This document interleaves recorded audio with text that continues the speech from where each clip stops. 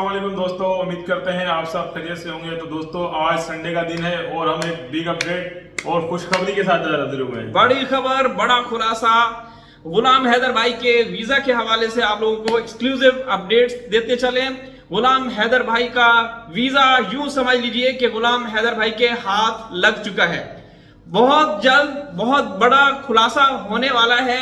कभी भी किसी भी लम्हे जनाब जो मोमिन साहब हैं, हैदर भाई के वकील हैं, उनकी तरफ से बाकायदा ऐलान किया जाएगा, घोषणा की जाएगी कि हैदर भाई को वीजा जारी कर दिया गया है। या ये भी हो सकता है कि हैदर भाई मोमिन साहब के बिल्कुल ऐसे ही बैठे होंगे जैसे सीनियर एंकर पर्सन जनाब वकास भाई बैठे हैं मेरे साथ। तो इसी तरह से प्रेस कॉन्फ्रेंस करते हुए आप लोगों को नजर आएंगे बहुत जल्द। तो वकास भाई, बड़ी अच्छी खबर है, क्या कहें? तनीर भाई, बहुत ही जबरदस्त खबर है क्योंकि जैसे कि हमारे उस्ताद है शाहिद हुसैन भाई, जो हमारे वरिष्ठ पत्रकार हैं, सीनियर जर्नलिस्ट है पाकिस्तान साइड से, हमारे कौमी चैनल पर भी के जर्नलिस्ट हैं वो जी, CNN और BBC के नुमाइंदा भी रह चुके हैं और अभी भी उनके नुमाइंदा हैं जी। तो उन्होंने तनीर भाई एक बिग अपडेट दी कि कल उन्होंने एक अंदाज में दी, कहने के खुश अंदाज में, कि ब्रेकिंग न्यूज के लिए आप कि उनको वीजा बिल्कुल मिलेगा। कोई एक पेपर जो बाकी था तो मोमिन मलिक सर ने तनीर भाई वो भी हासिल कर लिया और वो बहुत ही जल्द पाकिस्तान के अंदर जो इंडियन एम्बेसी हमारे इस्लामाबाद वो रवाना करने वाले हैं गुलाम हैदर भाई की वजह से जी। तो तनीर भाई, अब वो समझ लें, अब वो मामला नहीं रहा, वीजा मिलेगा कब नहीं मिलेगा। और शाहिद हुसैन भाई ने ये भी बताया कि सितंबर का जो महीना चल रहा है इसी के इंशाल्लाह एंड तक, यानी कि कोई दिन नहीं बताया, 3, 4, 5 यानी कि 15 दिन या 16 दिन लगेंगे इंशाल्लाह हैदर भाई बआसानी जा सके। जी बिल्कुल वकास भाई, एक खबर ये भी है कि सीमा का जो मानसिक संतुलन है वो बिगड़ चुका है। सीमा खुफिया तरीके से एक हॉस्पिटल में 2 दिन उसने एडमिट रही। और साथ साथ एक और बड़ी खबर, बड़ा खुलासा ये भी है कि रबूपुरा के जो लोग हैं, बाशऊर गैरतमंद पढ़े लिखे सुलझे हुए, वो सरापा एहतजाज या जो विरोध प्रदर्शन के लिए तैयार हैं। अभी आने वाले दिनों में बड़ा विरोध कर सकते हैं। पूरा रबूपुरा सीमा के खिलाफ हो गया है। वहां से जो बहनें हमारे साथ जुड़ी हुई हैं, उन्होंने स्पेशली हमारे साथ कुछ चीजें शेयर की हैं कि पूरे का पूरा रबूपुरा सीमा, नितरपाल, सचिन और AP सिंह दगड़दल्ला के खिलाफ हो चुके हैं। तनवीर भाई देखें, जो आतंक मचाया हुआ है सीमा ने, जो भी कुछ किया हुआ, रघुपुरा का नाम भी कितना बदनाम किया जा रहा है जी, जो कि नजर आ रहा है। रघुपुरा की यूं इसकी वजह से ही जो भी कुछ किसी ने भी कहा, पुलिस के बारे में कहा या कुछ भी कहा, तो वो इसी की वजह से ही तमाम मामला तय पाए। क्योंकि सीमा तो एक बहुत ही चालाक तरीन औरत है। जिस तरीके के इल्जाम वो वहां जाके लगाती रही, तो आप भी देख लें, जो हमारे इंडिया के भी कुछ जो न्यूज चैनल थे उन्होंने भी कवरेज की यहाँ पर, जो सीमा का पुराना घर था तनवीर भाई, तो उन्होंने यहाँ पर भी रब्ता किया और जिनसे वो राशन लेती थी उसका भी जिक्र सामने आया कि वो भी जिससे राशन लेती थी वो भी हिंदू मत से ताल्लुक रखने वाले। बिल्कुल देखिए, उनका नाम था भूरे लाल या भूरे राम उनका नाम है। उनके पास से सीमा राशन लिया करती थी। इसके अलावा और भी क्रिश्चियन मतलब धर्म से ताल्लुक रखने वाले कुछ ऐसे शॉपकीपर थे, उनसे भी न सिर्फ ये लोग बल्कि इसने किसी को भी नहीं छोड़ा। ये औरत सबसे, बिरयानी वाले को नहीं छोड़ा, गन्ने वाले को नहीं छोड़ा, इसने गोश्त वाले को नहीं छोड़ा। तो ये किसी को इसने बख्शा नहीं और वहां जाके फिर वही कर रही है। दूसरी बात वकास भाई, बुराई का अंत हमेशा बुरा होता है। अभी जो खबरें आ रही हैं कि सीमा बिल्कुल अपना जहनी तवाज़ुन खो चुकी है या उसके ऊपर जहनी तशद्दुद किया जा रहा है। वो अपने आप को नोचती है, अपने आप को मारती है, दीवार के साथ टकरे मारती रहती है। तो ये क्या कारण हो सकता है, क्यों ऐसा कर रही है? अब तनवीर भाई देखें, अब बिल्कुल ही अंत तो होने वाला है, उसको भी समझ में आ गया है कि अब गेम खत्म हो गई, गेम फिनिश हो चुकी है।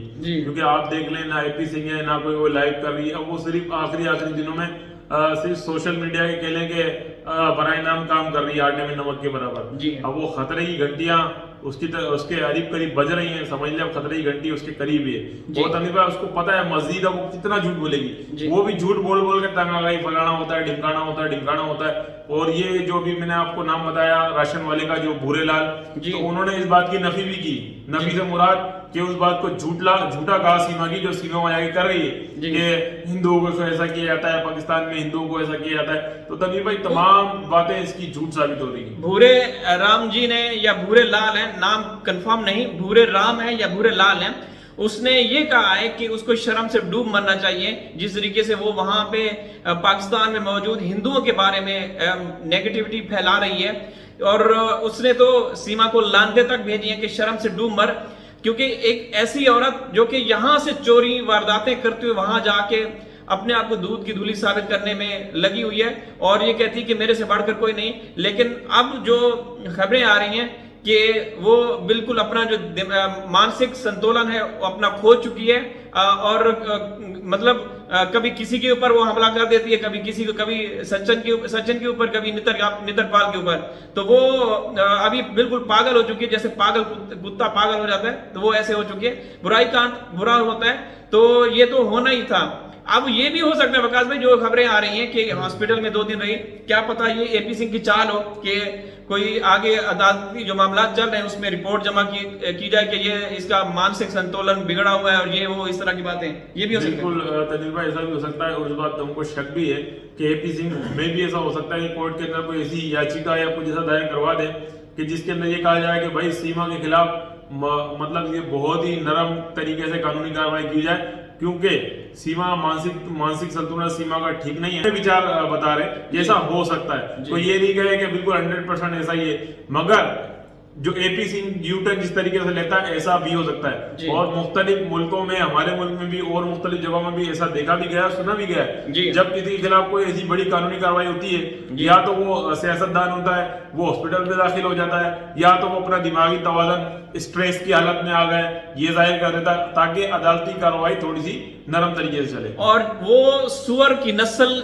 के लोग जो ऑफ कैमरा पाकिस्तानी यूट्यूबर के बारे में भौंकते रहते हैं, उनको क्या पैगाम देंगे वकास भाई? वो आजकल बहुत ज्यादा टाई कर रहे हैं, तो उनके लिए हमारा एक खुला पैगाम है कि तुम लोग भौंकते रहो, ये काफिला इंशाअल्लाह अपनी मंजिल की तरफ कामयाबी के साथ बढ़ रहा है। और जिस मिशन के लिए हम लोग निकले थे, हम सब यूट्यूबर, हिंदुस्तानी, पाकिस्तानी, उन चंद उन हरामखोरों और जंगली सूअरों के जो अपनी आईडीज बदलकर या हमें ये कहते हैं कि ये भाई आज इनका ये झूठ होगा, उनका ये झूठ होगा, तो पहले तो उनको देखें उनके व्यूज कितने आते हैं। लानत तो इनके ऊपर उस वक्त से पड़ जाती है, बरस जाती है जब इनको लोग देखते नहीं।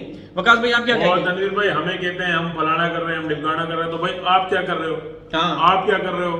आप बताते हो 80 के दहाई में गाने अच्छे होते थे, गाने भी सुना रहे हो, तो आपको शर्म आनी चाहिए कि आप 60 साल प्लस होके आप बेशर्मी फैला रहे हो, आप गाने सुना रहे हो। आपको शर्म आती है कि 60 साल की उम्र में आप एक गुलाम इधर के बच्चों की बात भी करते हो कि हम जो है गुलाम इधर के बच्चों के लिए बात कर रहे हैं, हक के लिए आवाज उठा रहे हैं। तो ये हक के लिए आवाज उठाना ये होता है कि जिस पैनल पर आप चल रहे हैं, मिसाल के तौर पर गुलाम इधर बच्चों की हम बात कर रहे हैं, तो आप उस पर लोगों को गाना सुनाना शुरू कर देते हैं, ठीक है?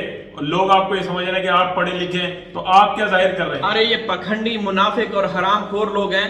अब मुझे नहीं मालूम आप किसका जिक्र कर रहे हैं, लेकिन मैं उन लोगों को कहूंगा जो ऑफ कैमरा आते हैं, जो कि हमें पता है मुख्तलिफ आईडीज अपनी नाम बदलते रहते हैं, अपना धर्म बदलते रहते हैं, अपनी पहचान बदलते रहते हैं। ये वो हरामखोर हैं जो कि टैं इस तरीके से करते रहते हैं। बाकी जो हमारी बहनें हैं, जो हमारी माएँ हैं, जो बुजुर्ग खवातीन हैं, उनकी हम रिस्पेक्ट करते हैं। लेकिन 2-4 लोग हैं जो कि कभी इधर मुंह मारते हैं, कभी उधर मुंह मारते हैं, और देखते हैं कहाँ हमारी वो होती है, हौसला अफजाई होती है, फिर वो वहां चले जाते हैं, वहां से लात पड़ती है, उनकी हो जाती है, तौहीन होती है, तो फिर दूसरी तरफ भागते हैं। तो दोस्तों वीडियो लाइक कर दीजिएगा, चैनल को सब्सक्राइब कर दीजिएगा। इंशाल्लाह हाजिर किसी और वीडियो में, तब तक अल्लाह हाफिज।